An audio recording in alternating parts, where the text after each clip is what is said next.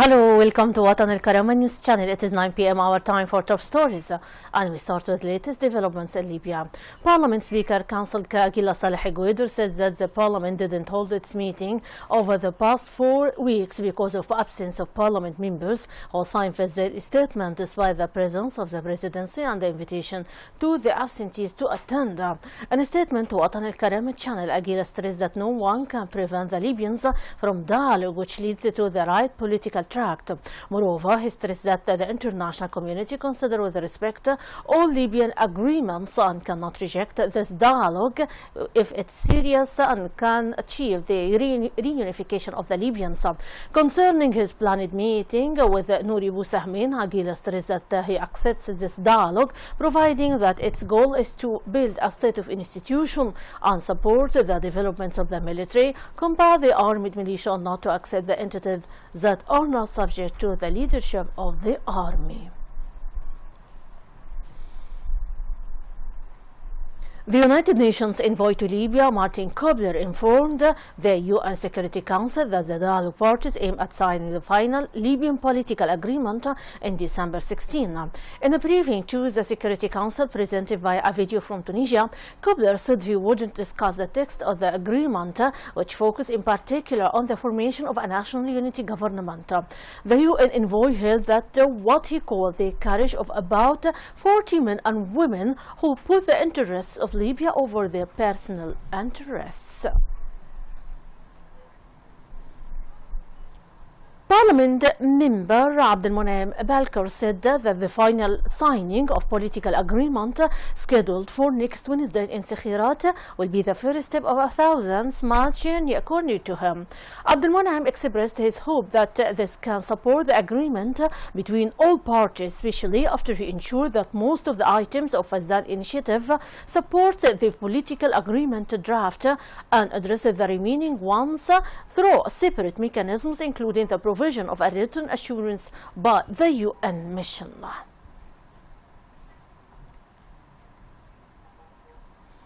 Berga municipalities denounced what they described as one-side meetings in a reference to Tunisian dialogue under the auspices of the UN, considering it a step towards the division of Libya.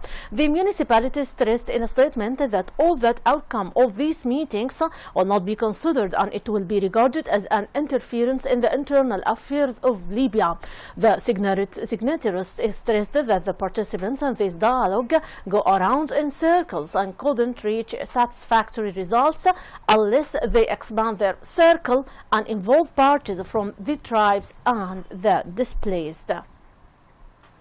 The outgoing National Congress didn't assign any of its members to participate in the last meeting, including representatives of the Congress and their counterparts from the Libyan Parliament that was held under auspices of the UN support mission in Tunisia.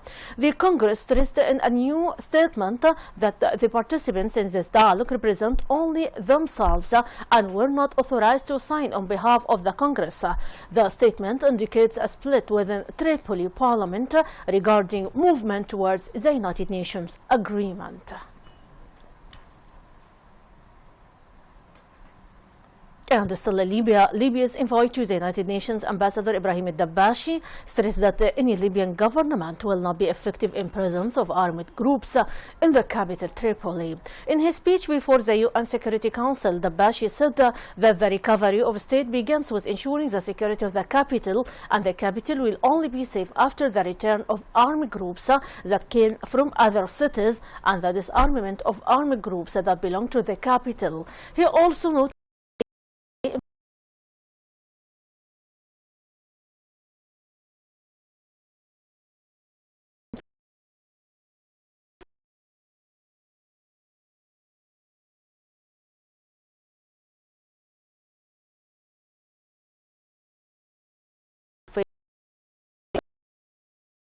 Dabbashi warned of the takeover of Al-Hilal al-Nafti and gas export complex in Melita area by terrorist Daesh group. Onto the Security Council, a parliamentary source stressed that the Security Council prepared a decision to lift the ban imposed on the supply of arms to Arab Libyan armed forces. The source added that the decision is ready for a vote if the Libyan dialogue members reached a political settlement leading to the formation of a national unity government. The source added that Rome conference, which is scheduled to be held on Sunday, will add a lot for Libya, and combating terrorist Daesh group will be the most important item of this conference.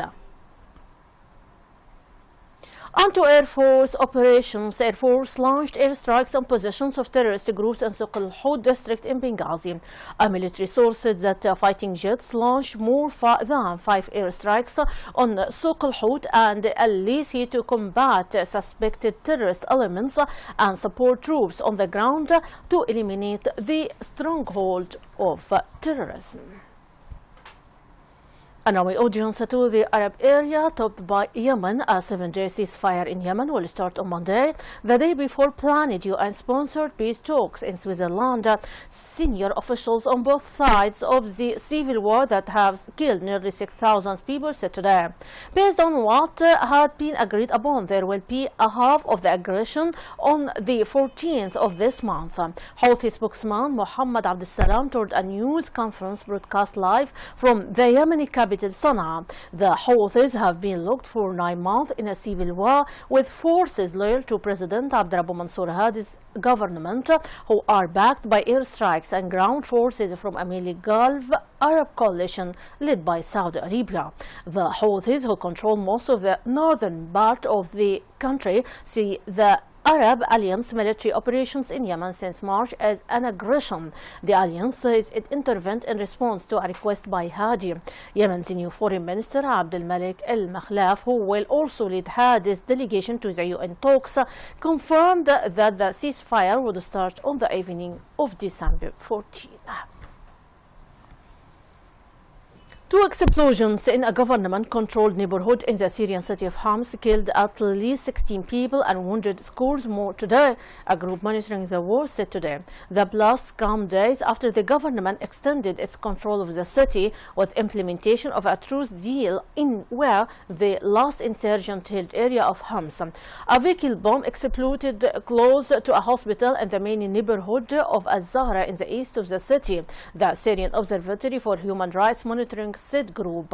The second large blast, originally suspected to have been a bomb, appeared to have come from an exploding gas canister unwanted people who had come to tend to victims of the first explosion in the densely populated neighborhood, state media said today. State television had earlier described the attack as 2 large terrorist explosions. News agency Sana said that the vehicle bomb had been packed with 150 kilograms of the explosions. On to Iraq, at least 6 Iraqi border guards were killed today when a suicide bomber drove a truck packed with explosives into an outpost near the border with Saudi Arabia in an attack claimed by terrorist Daesh group. In a statement posted online, terrorist Daesh group said the attack on an outpost in the desert area of Iraq to the west of Nakhl targeted the army and rejectionist militia. Interim Ministry spokesman Saad Ma'an said in a statement 6 guards have been killed, including their commander, and 10 others wounded. Border police source put the death toll among the higher at 8. Iraqi government forces, backed by US-led airstrikes, have been trying to push back terrorist Daesh group since they swept through provinces of western and northern Iraq last year. My audience, that is a wrap up of our top stories for today. For much more, you can check our website www.watanalkarama.tv. Thanks very much for being with us. My greeting, Rانيا البليدى.